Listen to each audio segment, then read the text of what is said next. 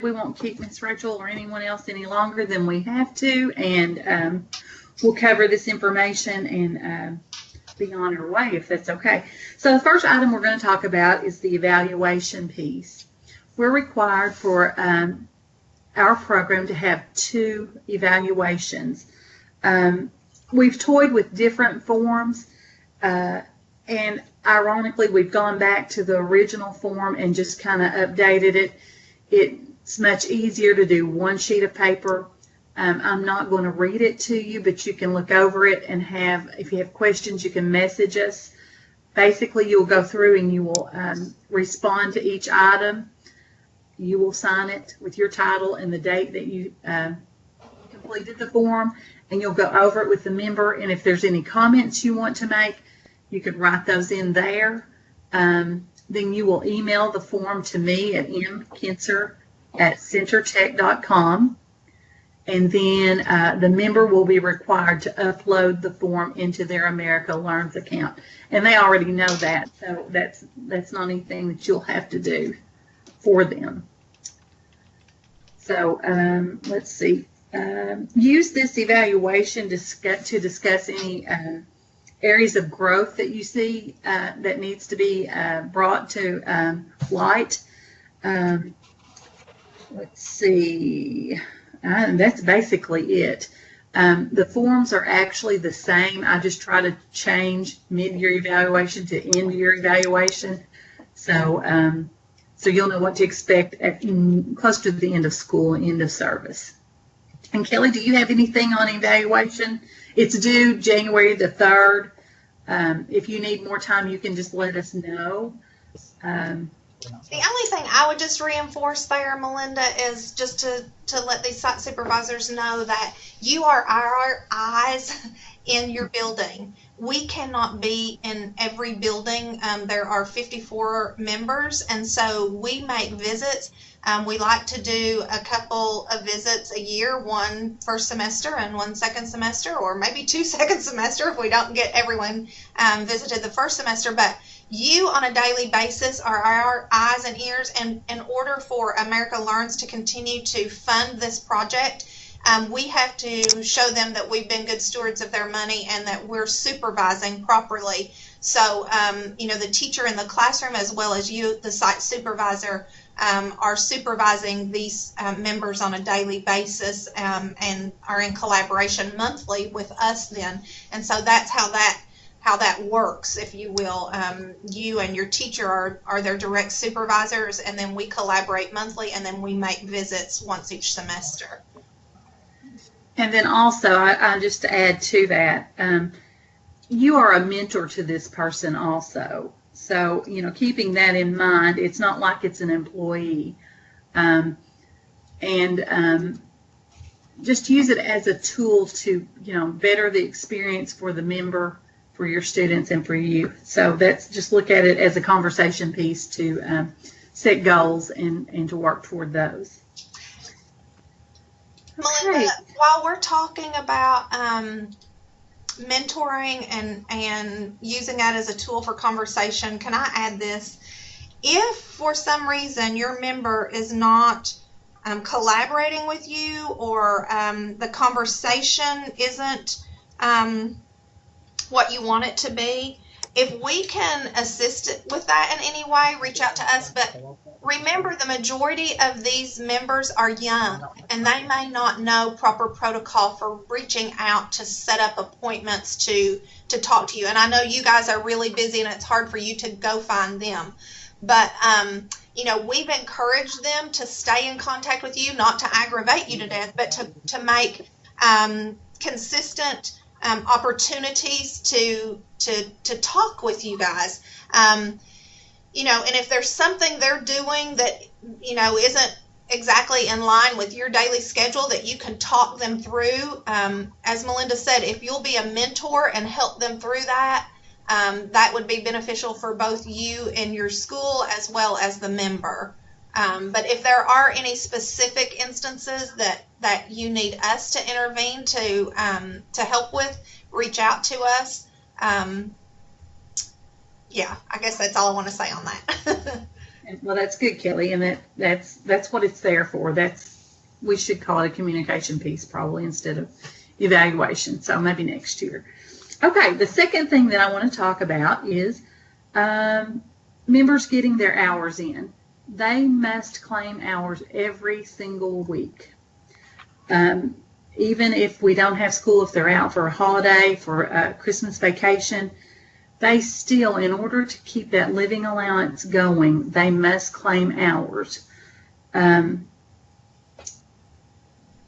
As of the first week of December, if your person started in August, they should have about 600 hours. So if you have access to look at that the next time you do their timesheet,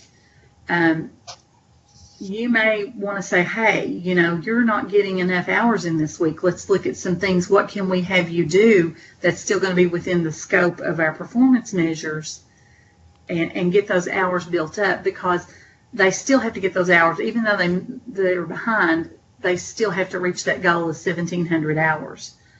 And that's about 42 hours a week. So if they're behind, it's going to be more than 42 hours a week. Now, during the holiday time, we do have, I do have some things that they can do, and we're going to talk about that in just a minute. But we do have some online trainings for like snow days, NTI days. If your school district has that, then they need to be there to claim those hours. Like academic team, archery. I have a lot of members that are getting extra hours that way. Encourage them to be involved in that. Oh, wow, that's just getting stuck in my head. With that being said, let's see. Another thing they can do during the Christmas break, they can find a student that needs to be tutored. And, that can look like lots of different things if they play math games with them, or if you want to do some really intense content. Find them a student, somebody that lives close to them that they can actually spend some time with during Christmas break. Would they go to their house? I mean, how would that work? Well, the member could come to their house if it's a neighbor. A lot of times it's a neighbor thing. Online, if they could do it some way online, would be They could do a little Skype session. That might be a possibility. But let me interject this also. In the past, Melinda, and you correct me if I'm wrong, but we had someone say that they were tutoring their own child. That won't work. American Learns won't allow us to pay someone to tutor their own child, so be careful with that. Even if it's a cousin, I would just put the child's name that's a student at that building. I wouldn't talk about any family relationship, because that just gives them the opportunity to reject it. Right, and Kelly, it's America. You keep saying America Learns. It's America. I'm sorry, AmeriCorps. I am so sorry. We're all American here. Woohoo! But I just wanted to clear that up. It's okay. And let's see. So how many hours a week did you say they needed to claim? 42. Okay, now Rachel, you and I'll have to have a separate conversation. Okay, so I'm just going to take it all in, and all right, I'm making notes as you talk. So do, and just jot down questions, and you and I can address those in a little bit later time. Okay, all right, that'll work. That'd be great. Let's see. Anything else on getting their times in? Okay, I think I covered all of my points on that.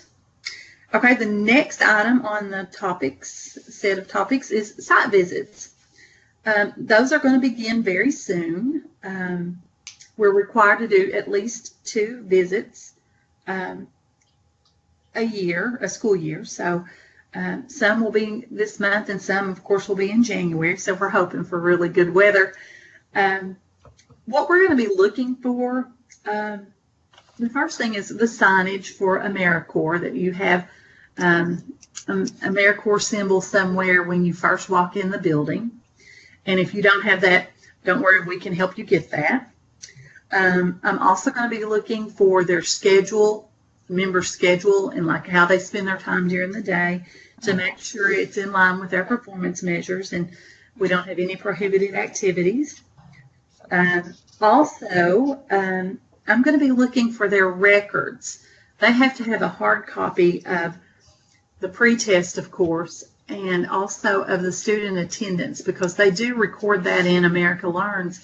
and we can't just rely solely on an electronic version. So they do have to have that hard copy, and those copies have to be kept for 5 years. And we talked about that in an earlier meeting, and they'll be kept in your records room, and we'll clearly mark those on a date that they can be destroyed, so you won't have to deal with trying to figure out what it is. And we'll try to make sure that the member marks that very, very clearly, so when it comes time and you see that, then you know you can destroy that.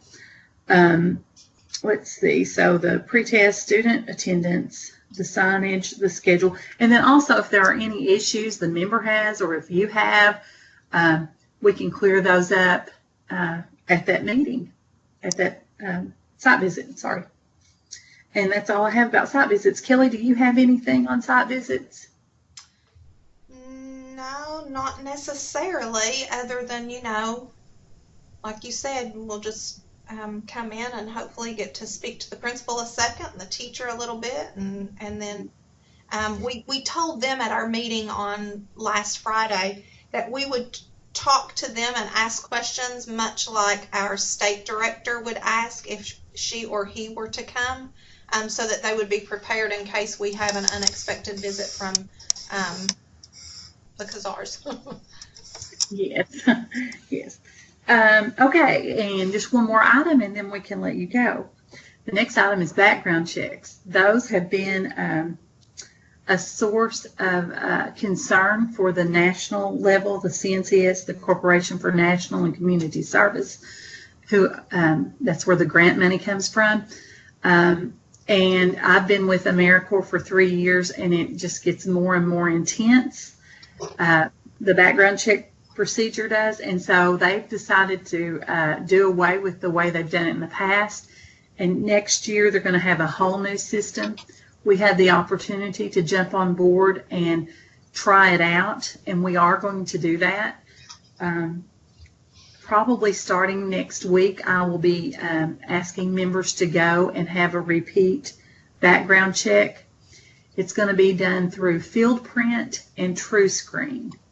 I don't have any experience with either one of those programs, so it's going to be kind of a trial thing, and that's one reason I wanted to go ahead and do it now, because it's always good to practice. And, so that's what we're going to be doing. And during the Christmas break, I'm going to try to encourage all members to go and have that done at that time. And that way they can kind of count some hours that way also. So I just wanted to give you a heads up about that. It's all very new to us. We're still in the training process, but I hope by next Wednesday I've got it figured out and Kelly has it figured out, and we'll be able to go forward with that and get all that stuff in compliance and have a much better system. And Kelly, I think that's all that I have. All right, those are the kind of meetings we like, just really fast. Are there any questions from anyone? We appreciate you joining via Skype, because with members in 23 counties, Melinda, is it? It is. I'm sorry, I was muted. We just have a lot of locations. I know. We do, and it's too many to have you come in once a month for just such brevity of these meetings, but it's important information that we need to get across to you. So we certainly appreciate you, those of you that are able joining via Skype. And then always know that we try our best to record them and then email them out so that you can go back and look at what we've talked about or covered during these meetings. But it helps us to show our national funders that we do meet on a regular basis with you to discuss activities that are going on with the members in your building. So are there any further questions? We'll email this mid-year evaluation to you, and we hope to see you on our site visits. And if you do have any questions, feel free to reach out to Melinda, myself, or Marionette. And we hope you have a wonderful holiday, Merry Christmas, and a Happy New Year. Thank you, Kelly.